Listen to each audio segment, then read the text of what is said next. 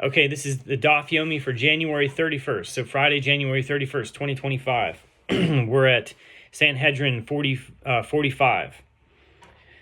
Let's see. So we ended starting there we go. We ended starting a new Mishnah. So I'm going to read the Mishnah that's at the very end of 44. It says, when the condemned man is at a distance of 4 cubits from the place of stoning, they take off his clothes. They cover a man in the front and a woman in the front and the back. And that's the statement of Rabbi Yehuda. But the rabbis say a man is stoned naked, but a woman is not stoned naked, but is stoned while clothed. So now we're at 45. The Gemara says, the Mishnah teaches that a man is stoned naked, but a woman is not stoned naked. With regard to this matter, the sages taught a related braita. They cover a man with one piece of cloth in the front, and a woman is covered with 2 pieces of cloth in the front and a cloth in the back. So because of all that area's nakedness, which may not be viewed, this is the statement of Rabbi Yehuda, but the rabbis say a man is stoned naked, but a woman is not stoned naked. The Gemara asks, what is the reasoning behind the opinion of the rabbis who say that a man is stoned naked, but a woman is not? The Gemara answers, the verse states, and all the congregation shall stone him. Leviticus 24:14. What does the verse intend to teach when it emphasizes that they stone him? If we say that this verse serves to teach that they stone only him, the man but not her, that is, women are not punished with stoning, there is a difficulty. As isn't it written explicitly, and you shall bring forth that man or that woman and stone them with stones until they die, Deuteronomy 17 verse 5. Rather, what does the verse mean to teach when it stresses that they stone him? If he is a man, they stone just him, without clothes. But if the condemned party is a woman, they stone her with her clothing. So Rabbi Yehuda says, the emphasis on the word him teaches that they stone him alone, without his clothes. But as in the case with all other punishments stated in the Torah, there is no difference for a man and no difference for a woman, meaning the same halacha applies to both men and women. The Gemara asked, is this to say that the rabbis are concerned that the sight of a naked woman will arouse thoughts among the onlookers, and Rabbi Yehuda is not concerned about those thoughts? But didn't we hear them say just the opposite? As we learn in a Mishnah, Sota 7a, it says with regard to a sota, a woman who is suspected of adultery, the priest grabs hold of her clothing and pulls it without concern what happens to it. So if the clothes are torn, they're torn. If the stitches come apart, they come apart. And he pulls her clothing until she reveals her heart. That is, and then he unbraids her hair. Rabbi Yehuda says, if her heart was attractive, he would not reveal it. And if her hair was attractive, he would not unbraid it. This seems to indicate that it is Rabbi Yehuda who's concerned about the sexual thoughts of the onlookers. So Rabbah said, there is a case of a sota. This is the reason that Rabbi Yehuda says that the priest does not reveal the woman's chest or unbraided hair. Perhaps the sota will leave the court having been proved innocent, and the young priest in the temple who saw her partially naked will become provoked by the sight of her. So here in the case of a woman who is stoned, she is killed by being stoned, and there is no concern about the onlookers becoming provoked after her death. The Gemara comments, and if you would say that the fact that she is killed is irrelevant to their having thoughts being provoked with regard to other women, this is not a concern. As Rabbah says, it is learned as a tradition that the evil inclination controls only that which one's eyes see. So Rabbah says, is the contradiction between one statement of Rabbi Yehuda and the other statement of Rabbi Yehuda difficult? Well, the contradiction between one statement of the rabbis and the other statement of the rabbis is not difficult. There is also an apparent contradiction between the two rulings of the rabbis as with regard to a sota. They are not concerned about the thoughts, but with regard to a woman who is stoned, they're concerned. Rather, Rabbah says the contradiction between one statement of Rabbi Yehuda and the other statement of Rabbi Yehuda is not difficult, as we answered above. So Rabbah continues, the contradiction between one ruling of the rabbis and the other ruling of the rabbis is not difficult either. With regard to a sota, the verse states that the other women should be warned. Thus will I cause lewdness to cease out of the land, that all women may be chastised not to do like your lewdness. Ezekiel 23:48. In order to serve as an example and warning to other women, a woman suspected of adultery must undergo public disgrace, and therefore the concern about the thoughts that her partial exposure might arouse is disregarded. So here, with regard to stoning, you have no chastising greater than seeing the stoning itself. And if you would say that two forms of chastising, both stoning and humiliation, should be done to her, Rav Nachman says that Rabba Bar Avua says, the verse states, you shall love your neighbor as yourself. So Leviticus 19, verse 18, teaching that even with regard to a condemned prisoner, select a good, that is compassionate death for him. Therefore, when putting a woman to death by stoning, she should not be humiliated in the process. The Gemara suggests, let us say that whether one rules in accordance with the statement of Rav Nachman is a dispute between Tanaim. So those are the rabbis in the Mishnah. And according to Rabbi Yehuda, there is no mitzvah to select a compassionate death. The Gemara refutes this. No, it may be that everyone agrees with the opinion of Rav Nachman, and here they disagree about this. One sage, that is the rabbis, holds minimizing one's degradation is better for him than seeing to his physical discomfort. So that is than minimalizing his physical pain. Therefore, the rabbis view the more compassionate death as one without degradation, even if wearing clothes will increase the pain of the one being executed, as the clothes will absorb the blow and prolong his death. And one sage, Rabbi Yehuda, holds that one's physical comfort is better for him than minimizing his degradation, and therefore the one being executed prefers to be stoned unclothed without any chance of the clothing prolonging his death, even though this increases his degradation. So back to the Mishnah. The Mishnah says, the place of stoning from which the condemned man is pushed to his death is a platform twice the height of an ordinary person. So he is made to stand at the edge of the platform, and then one of the witnesses who testified against him pushes him down by the hips so that he falls face onto the ground. If he turns over onto his chest with his face downward, the witness turns him over onto his hips. And if he dies through this fall to the ground, the obligation to stone the transgressor is fulfilled.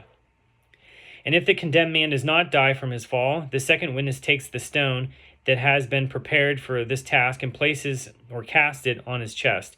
And if he dies with the casting of this first stone, the obligation to stone the transgressor is fulfilled. And if he does not die with the casting of this stone, then his stoning is completed by all the Jewish people, that is, by all the people who assembled for the execution. As it is stated, the hand of the witnesses shall be first upon him to put him to death, and afterward the hand of all the people. Deuteronomy 17, verse 7.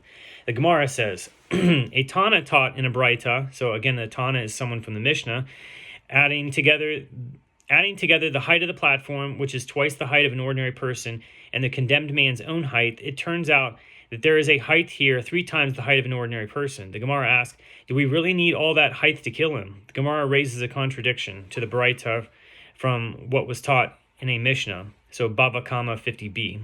When discussing the halachot of damage caused by a pit, why does the Torah specify a pit when one is liable for the damage caused by any type of excavation that he digs into the ground? This teaches that just as a pit that is of sufficient depth to cause one's death from falling into it is at least 10 handbreadths deep, so too any other excavations that are sufficient depth to cause one's death may be no less than 10 handbreadths. So if a fall of 10 handbreadths is sufficient to kill a person, why must the platform from which the condemned man is pushed be twice the height of an ordinary person? Rav Nachman says that Rabba Bar Avu says, the verse states, you shall love your neighbor as yourself, Leviticus 19, verse 18, teaching that even with regard to a condemned man, select a good, that is a compassionate death for him. And therefore, even though the one being executed is likely to die from a fall from a lesser height, the platform is built that is twice the height of an ordinary person in order to ensure a quick and relatively painless death. The Gemara challenges, if so, they should raise the platform even higher. The Gemara answers, this is not done because if the condemned man were pushed from a higher platform, he would become seriously disfigured, and this would no longer be considered a compassionate form of death. So the Mishnah teaches that one of the witnesses who had testified against the condemned party pushes him off the platform. Concerning this halacha, the sage is taught in a Braita, from where is it derived that the punishment of stoning can be fulfilled by pushing the condemned party from a high place so that he dies from the fall? The verse states, with regard to those who cross the boundaries that were set up around Mount Sinai and touch the mountain, take heed to yourselves that you not go up into the mountain or touch the border of it, Whoever touches the mountain shall be put to death, and no hand shall touch him, but he shall be stoned or shall be thrown down. Exodus 19, verses 20 to 13. And from where is it derived that this punishment can be fulfilled with actual stoning? The verse states, he shall be stoned. And from where is it derived that this punishment is sometimes fulfilled by both stoning and pushing? That is, if the transgressor did not die from his fall, he is then stoned. The verse teaches, he shall be stoned or shall be thrown down. And from where is it derived that if the condemned man died from pushing, the obligation to stone him has been fulfilled, and there is no further need to actually stone him? The verse states, or shall be thrown down. So with the preface of or, indicating that only one of the two options must be fulfilled. And from where is it derived that this is the halacha, not only at Mount Sinai, but even with regard to future generations? So, dot 45 Amud Beit, it says, the verse states, he shall be stoned, sakol yisakel, with the doubled verb form, indicating that the halacha applies in all places and at all times. So the Mishnah teaches that if the condemned party does not die from his fall, the second witness takes the stone that had been prepared for this tax and casts it on his chest. The Gemara asks, why does the witness take the stone by himself? But isn't it taught in a Braita that Rabbi Shimon ben Elazar says, a stone was there with a weight that could be lifted by only 2 men. The witness takes it and places it, that is, casts it on the condemned party's chest. If he dies with the casting of this stone, the obligation to stone the transgressor is fulfilled. This indicates that one individual cannot lift the stone by himself. The Gemara answers, and according to your reasoning, the Braita itself should pose a difficulty for you, as it first states that the stone was a weight that could be lifted only by 2 men, and then it says that the witness takes it and places it on the condemned party's chest, apparently acting alone. Rather, both the Mishnah and the Braita should be explained as follows. The second witness lifts the stone together with the other witness, but then the second witness alone casts it so that it should fall with force upon the condemned party's chest, as 2 people working together cannot aim their throw with precision. So the Mishnah teaches, and if the condemned party does not die with the first stone, then his stoning is completed by all of the Jewish people. The Gemara raises a difficulty. Isn't it taught in a Braita, never did a person repeat the stoning? So as the condemned party always died with the first stone cast upon him. The Gemara answers, did we say that they acted so? Rather, we said that if the condemned party did not die with the casting of the first stone, and it was necessary to try again, the stoning is completed by all of the people who assembled for the execution. The master said, in a Braita, so it says Amar Mar. So the master said in a Braita that a stone was there, indicating that a special stone was kept in the place of stoning and used time and time again for this purpose. The Gemara asked, why isn't it taught in a Braita, the stone with which the condemned party was stoned, in the tree on which his corpse was hung, or the sword with which he was killed, or clothes with which he was strangled, all of them are buried together with him? If so, the same stone could not have been used for every execution. The Gemara answers, no, it is necessary to teach that after the stones were buried with the transgressor, they would prepare other stones and bring them to the place of stoning in their place. The Braita teaches that all of the items used in the execution are buried together with the transgressor. The Gemara asks, but isn't it taught in another Braita that they are not buried together with the transgressor? Rav Papa said, what does the Braita mean when it says that these items are buried together with him? They are not actually buried together with him in the same grave. Rather, they are buried within his grasp, that is, in the area surrounding his grave. And I wonder if that has to do with the blood that's on it, because you typically are like burying a body with it. They want to collect body parts or whatever and make sure that it goes in the same grave, right? So Shmuel says, if the witnesses' hands were severed after the transgressor was sentenced to be stoned, so that they can no longer stone him themselves, the transgressor is exempt from punishment and is not executed. What is the reason for this? This is because I need to fulfill what is stated in the verse. The hand of the witnesses shall be first upon him to put him to death. Deuteronomy 17, verse 7. And here, this is not possible. The Gemara asked, if that is so, that the witnesses themselves must stone the transgressor, or else the sentence is not carried out. If the witnesses lacked hands from the outset, when they offered their testimony, are they also disqualified? The Gemara answers, there it is different, as the verse states, the hand of the witnesses, indicating that the hands that were there already when the witnesses gave their testimony must throw the first stone when the transgressor is executed. If the witnesses already lacked hands at the time of their testimony, others can throw the first stone.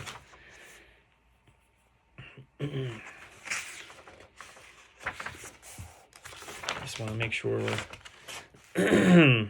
Okay. The Gemara raises an objection to the opinion of Shmuel from what is taught in the Mishnah, Makot 7a. In any place where two witnesses testify before a court and say, we testify about so-and-so, that his death sentence was issued in such and such a court, and that so-and-so and so-and-so were witnesses, he is executed, and there is no need to retry him. This seems to indicate that the transgressor is put to death even if the witnesses are not there to throw the first stone. The Gemara explains, Shmuel interpreted the Mishnah as referring to a case where the witnesses who testify about the transgressor's conviction in a different court are the same witnesses who had testified against him at his original trial, and they are present to throw the first stone. The Gemara raises another difficulty against the opinion of Shmuel. It says, but do we really need to fulfill what is stated in the verse exactly as it is written? But isn't it taught in Braita? The verse with regard to a murderer states that he that smote him shall be put to death, for he is a murderer. Numbers 35:21. I have derived only that murderer is put to death with the mode of execution written concerning him, which is decapitation. From where do I derive that if you cannot put him to death with the mode of execution written concerning him? For example, if he is escaping from the court, you can put him to death with any mode of execution with which you can put him to death. The verse states, he that smote him shall be put to death, mot yumat, where the doubled verb teaches that he is put to death in any case, by any mode of execution. Here too, the condemned party should be executed even if the witnesses cannot cast the first stone. The Gemara answers, there, concerning a murder, it is different, as the verse explicitly states, he that smote him shall be put to death, which serves to include all modes of execution. The Gemara asked, but why not learn from this halacha a principle that can be applied in all cases of capital punishment? The Gemara responds, this case does not prove a principle because the halachot of the murderer and the blood redeemer, that is, a relative of one who was killed who takes it upon himself to redeem his relative's death, are two verses that come as one, and the rule is that two verses that come as one do not teach a principle. In other words, if a halacha is stated in the Torah with regard to two individual cases, the halacha is understood to apply only to those cases. Had the halacha applied to all other relevant cases as well, it would not have been necessary for the Torah to teach it twice. The fact that two cases are mentioned indicates that they are the exceptions rather than the rule. The Gemara explains, the halacha, the capital punishment, need not necessarily be imposed in accordance with the Torah's specific instructions is taught with regards to two cases, that the murderer and that of the blood redeemer. The case of the murderer is this halacha that we said, and with regard to the case of a blood redeemer, what is it?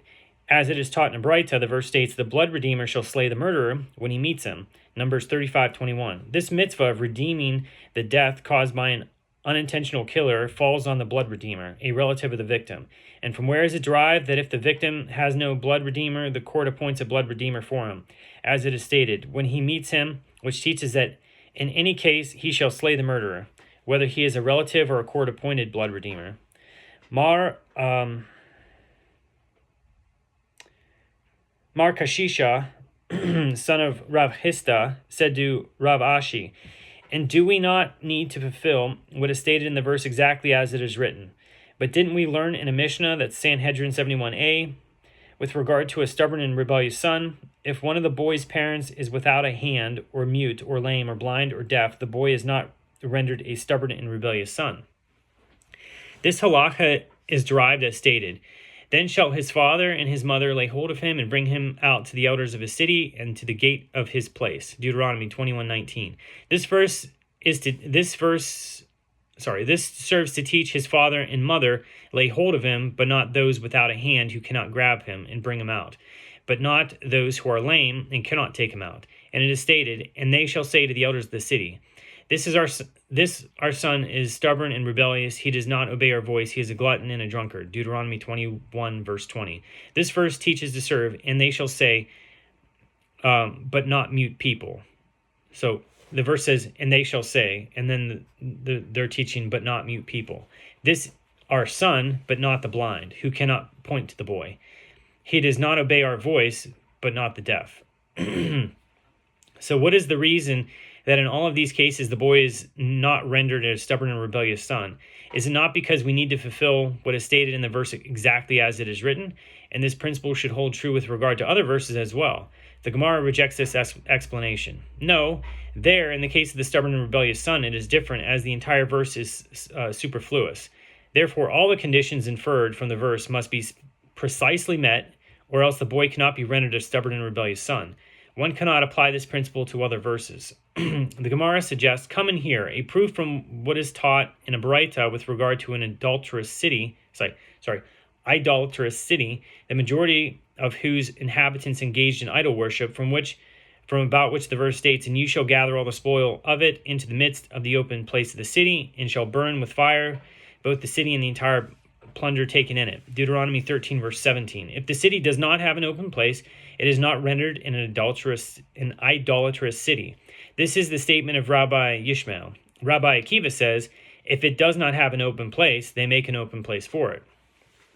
And actually, I think that's the halacha that the Rambam brings down, that they just make an open place for it and burn it all there. The Gemara explains, Rabbi Yishmael and Rabbi Akiva disagree only with regard to this detail, that one sage, Rabbi Yishmael, holds that we need an open place that exists from the outset when the idolatry was committed, while the other sage, Rabbi Akiva, holds that an open place that exists now is like an open place that existed from the outset.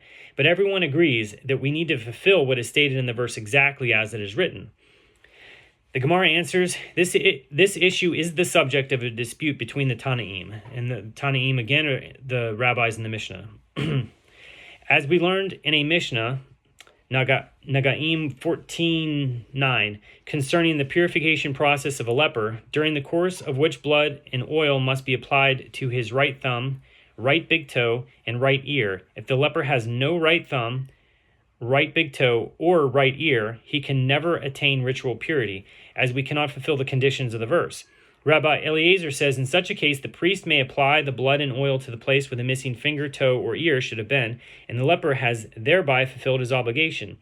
Rabbi Shimon says, the priest may apply it to his left thumb, left big toe, or left ear, and the leper has thereby fulfilled his obligation. The first Tana apparently holds that the Torah's instructions must be filled exactly as they are written, while Rabbi Eliezer and Rabbi Shimon disagree and say that when this is impossible, they are dispensable. Okay, so back to the Mishnah. The Mishnah says the corpses of all those who are stoned are hung after their after their death. This is the statement of Rabbi Eliezer. And the rabbi said, only the corpse of the blasphemer who has cursed God and the corpse of the idol worshiper are hung. So the corpse of a man is hung facing the people, but the corpse of a woman out of modesty is hung with facing the tree. And this is the statement of Rabbi Eliezer. And the rabbis say the corpse of a man is hung, but the corpse of a woman is not hung. Rabbi Eliezer said to the rabbis, did Shimon ben Shattach not hang in Ashkelon women who were found guilty of witchcraft, proving that the corpse of a woman who was executed is also hung? They said to him, no proof can be brought from here, as he hanged 80 women on that day, and the halacha is that the same court may not judge even two people charged with capital transgressions on the same day. It is therefore clear that he was not acting in accordance with Torah law, but rather his execution of the 80 women was an extraordinary punishment necessitated by the unusual pressing circumstances. And if you remember that story, there was a whole bunch of witches that were basically terrorizing Israel, the populace, and he knew how to take care of them in action because they were using their witchcraft to prevent anybody from even doing anything to them, but he knew how to take care of them. He knew how to undermine their their power, and basically he got them all, captured them all basically, and executed them. So the Gemara says, the Mishnah teaches that the corpses of all those who are killed by stoning are hung after their death. The sages taught in a related Baraita, the verse states, and if a man has committed a sin worthy of death, and he is put to death, and you shall hang him on a tree. Deuteronomy 21, verse 22. One might have thought that the corpse of all those who are put to death are hung.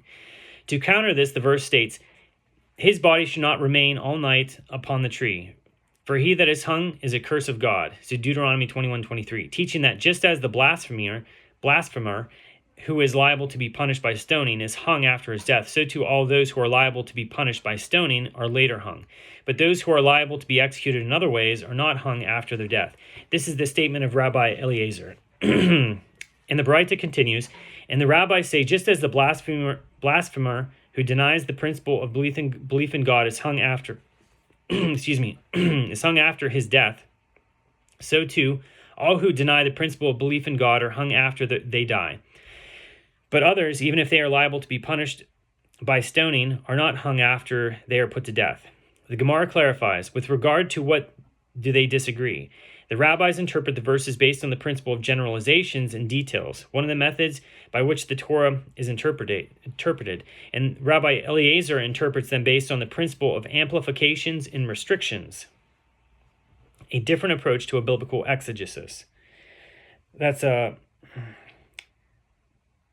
kalale uprate. Okay, so how so? The rabbis expound the verses based on the principle of generalizations and details. In the phrase, and he is put to death, and you shall hang him, is a generalization, as no particular offense is specified.